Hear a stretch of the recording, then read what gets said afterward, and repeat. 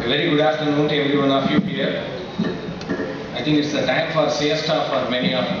After a heavy lunch, probably you feel you are strongly inclined to take a nap or a siesta.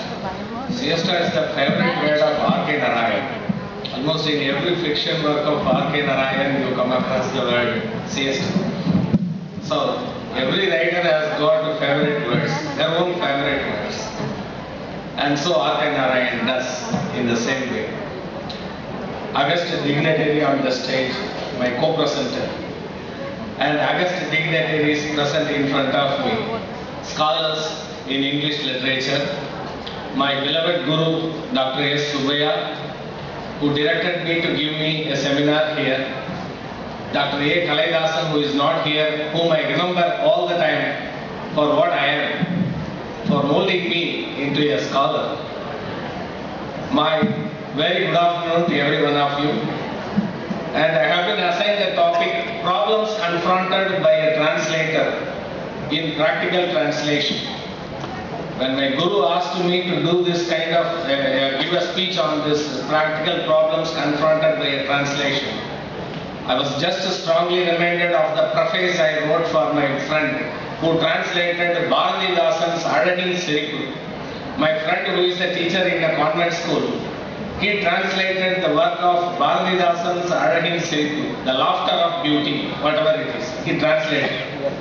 He gave the work to me and he asked me to present a foreword or a preface for his work.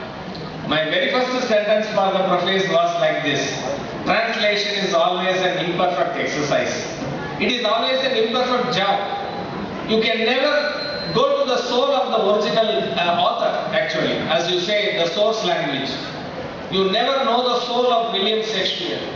You never know the soul of William Wordsworth. In what spirit he delivered his work of art, we do not know. Yet, we just go to the level best, to introspect, to go dwell or we dwell deep into the original the author's original work, and we try to extract what we can from this one. And against this backdrop, that translation is an imperfect exercise. For instance, my friend, I think Professor Arasu once assigned me, Teedum Nandrum Pirandara Vara. How will you translate into Tamil? Into English. Teedum Nandrum Pirandara Vara. My friend Dr. Arasu translated it, good and bad none doth bring. Good and bad, none. He translated in this way. So, again, translation is an imperfect exercise. But remember, what is important for a translator is a good stock of vocabulary. So, he should be enriched with a good vocabulary to be a practical translator and retain and capture the original essence of the original work of art. And that's very important. And against this backdrop, again, I would like to highlight the work I have done. For instance, I was translating a very famous work, as you know, the first poetry work written in English literature, Geoffrey Chaucer's Canterbury Tales. It's a very gigantic work, a work written in the 14th century. 6 centuries ago, the work was written, and 6 centuries later, the work remains fresh. With the criticism of the temporal authorities or the ecclesiastical authorities, Geoffrey Chaucer's book is a complete document. It's a poetical document, no doubt about that. And when I was attempting to translate poetry of Geoffrey Chaucer, I was attempting only the prologue part. I attempted the prologue part and translated it. What I felt was there was a dearth of some words that could explain the real spirit of Chaucer's poetry. So I wanted more, a stock of good vocabulary, for which I just read the entire Bible first. The entire Bible translation in Tamil I went through and I learned the vocabulary stock from the Bible, and then I just proceeded to translate Geoffrey Chaucer, because I have to read Geoffrey Chaucer only against the backdrop of the culture of England. First I have to go to the very culture of England, the language they speak, the religion they practice, the food they eat, the practices they have, the customs and owns they follow. And when I come to acquaint myself with against all these things, then only I can be a successful translator.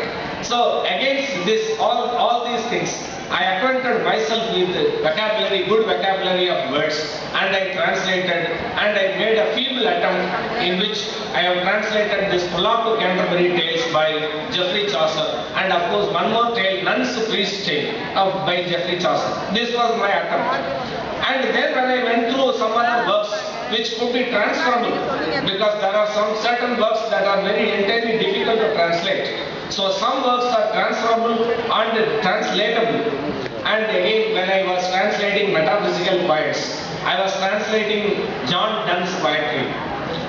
You are familiar with the valediction forbidden mourning, where John Donne proposes that compass imagery, very familiar, very popular thing about the separation of the lovers.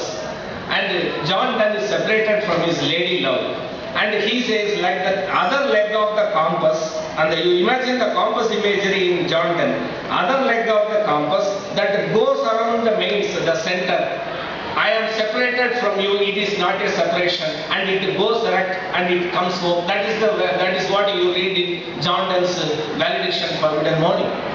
When I was translating this, this was my translation. Kavarasam was the word I used. Our students are very familiar with the word compass. Everyone uses the word. A child of grade 2 will use the word compass. But I was particular about using the word kavarasam because I wanted to use a word which is archaic also, old, and it was used by the students of the past era. Several decades ago, our students were using the word kavarasam. That is the right word for compass in Tamil. So to this extent, we have to be specific in translation. So again, when I was translating the poetry of Shelley, Ode to the West Wind, very familiar poem. Everyone knows about the effect of the poem. The romantic poem, Ode to the West Wind by Shelley. And when I was translating the concluding lines, I was too emotional while translating. So when Shelley translates the concluding, when Shelley writes the concluding lines, he pours out all his emotion. It is the very lifeblood of Shelley. It is the hallmark of romantic poetry when he says, lift me like a wave, a leaf, a cloud, I fall upon the thorns of life, I bleed. And that is the emotion and the energy Shelley pours into Ode to the West Wind. And when I was translating this, I translated Ennai Alayana, Ilayana, Megamana Ennai, Mel Elupuvai, Mulhadin Mel Naan Vilundu Kidakkiren, Ayyoho, Koodi Vadikiren. This was my translation. There is no word Ayyoho in the original text. You don't have the word Ayyoho. But Shelley uses the plosive sound. Oh, I fall upon the thorns of life. I bleed. When Shelley uses the word bleed, it is Shelley shedding blood on the thorns. I fall upon the thorns of life. My translation runs like this. Alayana, Ilayana, Megamana, Ennai Mel Elupuvai. I fall upon the thorns of, lift me like a wave, a leaf, a cloud. I fall upon the thorns of life, I bleed. This was my translation.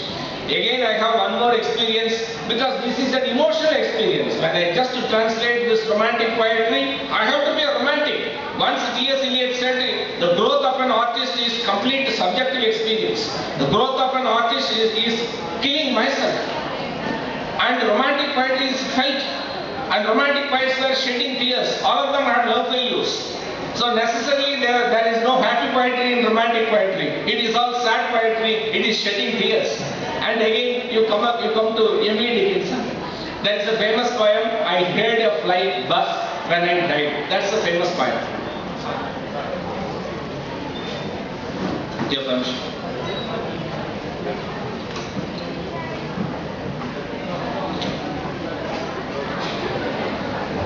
I heard a flight buzz when I died. Now I translated in this way. நான் மரித்த போது ஒரு பூச்சியின் சப்தம் கேட்டேன். And why I use the word மரித்த போது? Because மரித்த போது நம்ம யாருமே சொல்றது இல்லை. இப்போ you just take the case of anyone. இப்போ என்ன சொல்றா, இறந்து போனார், இயற்கை எழுதினார் அப்படிதான் சொல்றாங்க. But when I translated, I intentionally used the word நான் மரித்த போது ஒரு பூச்சியின் சப்தத்தை கேட்டேன்.